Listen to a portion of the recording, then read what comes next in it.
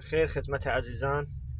امروز اومدیم فرق بین محافظ شغال دست با شغال دست رو بهتون توضیح بدیم.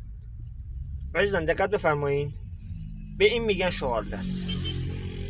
این ضعف آردی و روا آریسون پیکان و پیکانوانت، بیشتر آردی و روا و آریسون.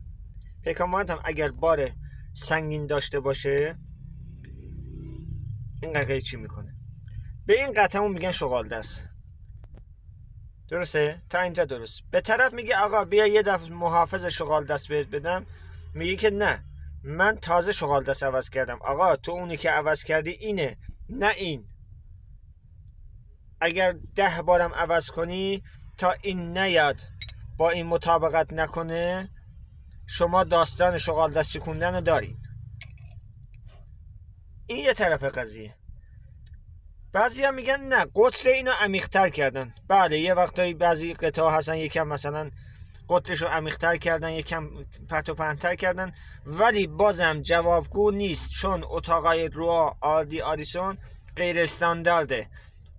با کوچکترین ضربه این از وسط قیچی میشه، چون این ترکیب خشکه و آهنه، ولی این نه.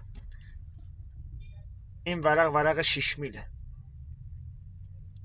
یعنی شما اینو اگر زیر پتکم بذاری، لای گیره بذاری، تحت هیچ شرایطی مواظبت میکنه این شغال دستتون نشکنه.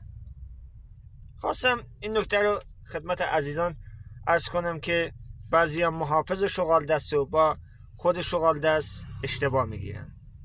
پس این شد محافظ شغال دست، یعنی محافظت از چرخ شما، جلوگیری از انحراف شدن خود رو، جلوگیری از شکستن شغال دست. یا حق.